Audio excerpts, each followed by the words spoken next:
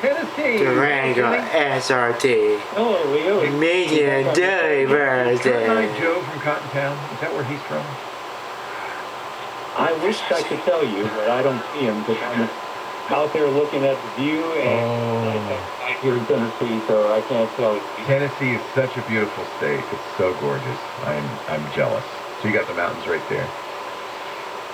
Yeah, that's right. And we took another, well, actually, we've got a company coming over from, and it reminds me of the Giants Dodgers game, Oracle Park. Oh, yes. Oh, yes.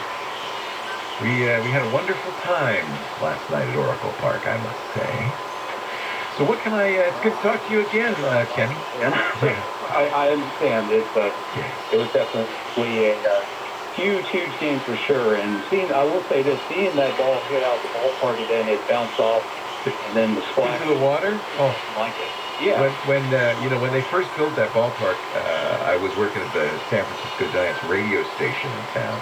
So I'd go to many of the games, and they have a counter up there that says how many splash hits, and of course it was Barry Bonds, and the park was built for Barry Bonds because he was a pull hitter and he would hit it in the water every darn time. It was so cool, so cool. Anyway, but that's enough of that. Enough about me.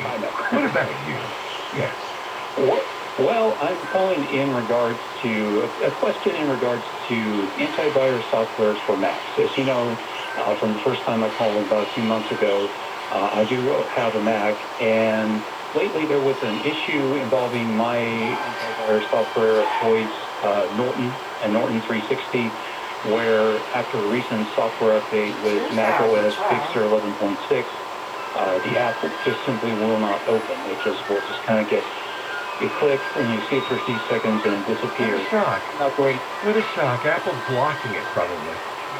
I do not personally believe that you need an antivirus at all on a Mac. Truthfully, I don't think you need one on Windows because Windows comes with one. Apple's done a lot of really smart things. They don't technically have an antivirus on there, but they have a lot of anti-malware technologies that are running behind the scenes. In fact, if there's so few Mac viruses anyway, but if one comes out, Apple can update a malware removal tool that's invisible on the Mac, and you'll never even see the problem. I don't think you need it. As long as you don't if you don't have a teenager who is going to a sketch site, and you yourself are relatively, circumspect, I don't think an antivirus is doing you any favors. And I think a lot of times what's happening, and I suspect this is what's happening with your Norton, is that because antivirus, one of the reasons I don't like antiviruses is in order for them to work, they have to burrow their way deep into your operating system, right? They have to watch for things. They're not normal user programs, which means if they're not perfectly crafted, they themselves can introduce security flaws into your system. Both Norton and McAfee have done that on Windows. So it's problematic, to say the least. And my guess is, maybe for some reason that Norton is trying to do something, the Apple's blocking it, or maybe it's just damaged. But I wouldn't worry about it. I don't think you need it. In fact, I'd take it off. Yeah, I've done my research on that. I was even reading on it, and that's basically what it kind of boils down to, is that it's, like you just said, and they're doing something, and Apple's not real appreciative of that. Yeah. So basically, you're saying just... They're not blocking them literally, specifically saying, oh, you have Norton, don't run that. It may be it's a 32-bit program. It may be that Apple's saying, look, they're trying to change the kernel. Both Microsoft and Apple have recently said, programs are not allowed to burrow their way in as much. And it could be that so all of that is by way of not necessarily dinging Norton, but just protecting you from other dangerous programs. I don't think you need it. I think you can do without it. It's an unnecessary expense. Any programs you install that you don't need always introduce security risks if they're flawed, especially antiviruses and browsers and things like that, anything that goes online. And they also can slow your computer down, again, unnecessarily. Yeah. You're absolutely right on that. I've noticed that I did remove Norton from at least the Mac end. I still have it for Windows just because, why not? And it's running a lot faster on just on the Mac OS side of things. Yeah. So I think I'll definitely just try to keep without it, and thankfully I don't have a teenager or anything to worry about. So. Yeah, it's sometimes, like on our kid's computer, we have an antivirus. Because, you know, but I want this plugin for Minecraft. I know it's from hacker.ru, but it's a good plugin. And so for that reason, you know, it's probably a good idea. But for you, I think, you know, you're fine. You obviously aren't going to do anything too sketch. Okay, so kind of keeping within the subject, do you not recommend any for, let's say, smartphones or tablets? No, definitely no need for that. Mobile operating systems were written much later than Mac OS and Windows, and were written in a world in which this was a definite threat. So they are much better protected.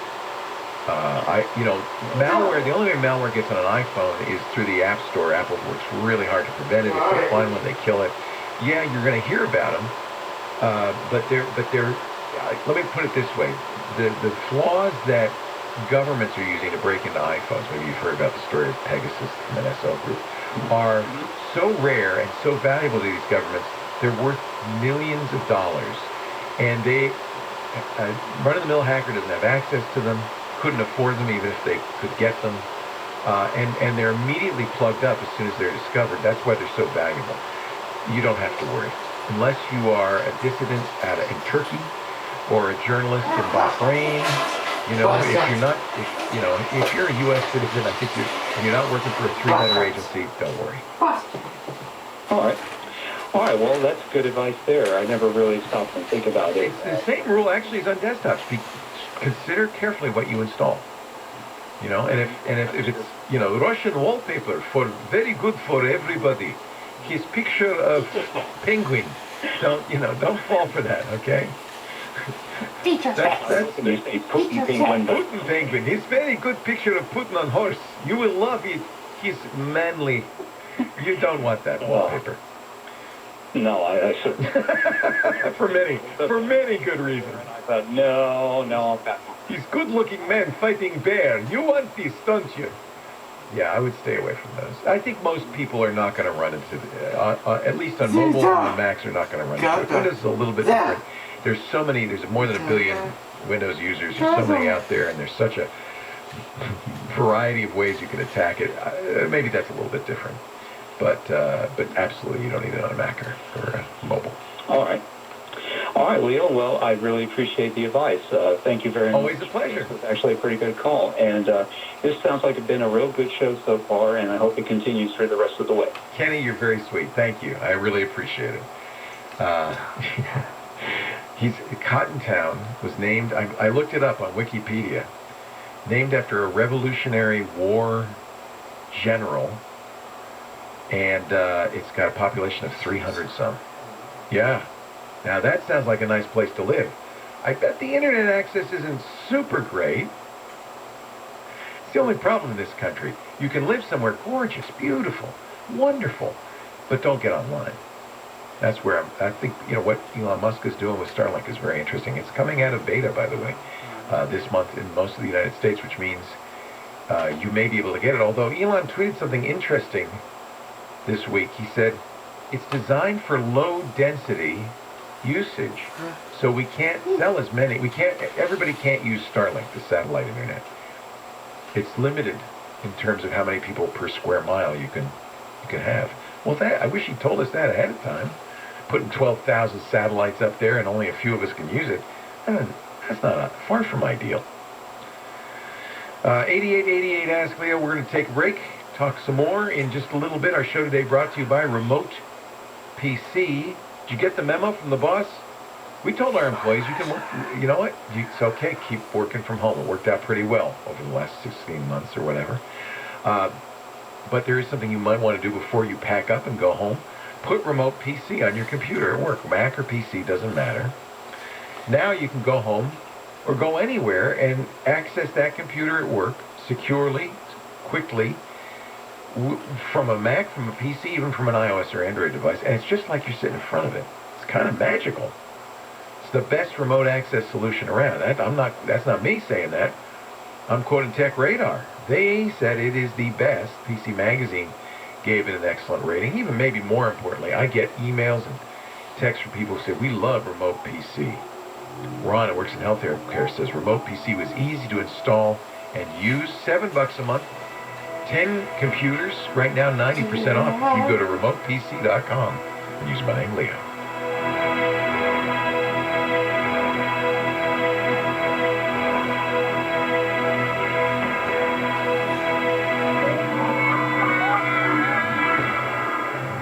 At a prestigious consumer electronics show, the winner for best product might surprise you because it went to technology found in a mattress. Sit and Sleep introduces the new Smart Life mattress by King Coil. Inside every Smart Life is something revolutionary. 80 patented smart cells that cradle you with personalized support and let you and your sleep partner adjust your comfort level. Smart Life even has a feature Sleep Number doesn't.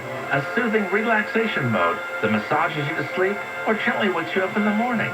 Before you buy a Sleep Number bed, you owe it to yourself to try Smart Life's revolutionary smart cell technology. Stop by any Sit and Sleep or make an appointment today, where you can shop safely with your own personal protector to lay on. And Sit and Sleep will deliver, set up, and remove your old mattress for free. So for the latest innovations in sleep, make the smart move. Try the new Smart Life mattress from King Coil at Sit and Sleep today. Here's what you need to know about the Pfizer COVID-19 booster. Not everyone needs one. Those who should receive a booster are 65 and older, long-term care residents, and those 50 to 64 with underlying medical conditions. Consider a booster if you're 18 to 49 with underlying medical conditions, or 18 to 64 with a high risk of COVID exposure at work. Only get a booster if it's been at least 6 months since you received your second dose of Pfizer. Find a booster near you at myturn.ca.gov. Brought to you by the California Department of Public Health. KFI AM 640. Free-range, non-genetically modified, handcrafted, artisanal, gluten-free, stimulating talk. KFI. KOST HD2. Los Angeles, Orange County. Live everywhere on the iHeartRadio app. Sweeping south, I'm Amy King, live from the KFI 24-hour newsroom. The Coast Guard says oil and tar from the pipeline spill in Orange County have washed ashore in San Diego County. Officials say they're homing in on the Santa Margarita River, Harbor Beach, Oceanside City Beach, and the Del Mar Fairgrounds. Coast Guard officials say it was reported Thursday that some oil crossed over the county line. They say they've also sent assessment teams further inland to the Agua Ediona Lagoon, Los Penasquitos Lagoon, and the San Dieguito Lagoon. In San Diego, Steve Gregory, KFI News. The Coast Guard says the latest estimates on the total gallons of oil spilled into the ocean from the broken pipeline range from 25,000 to up to 130,000 gallons. As of yesterday, crews retrieved more than 5,500 gallons of crude oil from the water, 13.5 barrels of tar balls, and 192,000 pounds of oily debris have also been removed from the shoreline. News brought to you by Rooter Hero. A man has been found dead at the Venice Fishing Pier in Marina del Rey. The body was discovered shortly after 8 this morning. Homicide detectives are asking anyone who may know anything about the death to give them a call. Police are investigating the possibility of a man being beaten to death by some people who pulled him out of his crashed truck after he apparently tried to run some people down on a sidewalk in Hawthorne. Sheriff's officials say the man became agitated when he was asked to leave a business shortly after midnight. He then got into his pickup truck and drove onto the sidewalk, then crashed into a tree and into a building. After that, he got into a fight with some people who pulled him out of his truck. Governor Newsom has signed multiple bills into law that he says will help restaurants recover from the pandemic. 2 of the bills allow restaurants to keep their temporary patios open for a year after the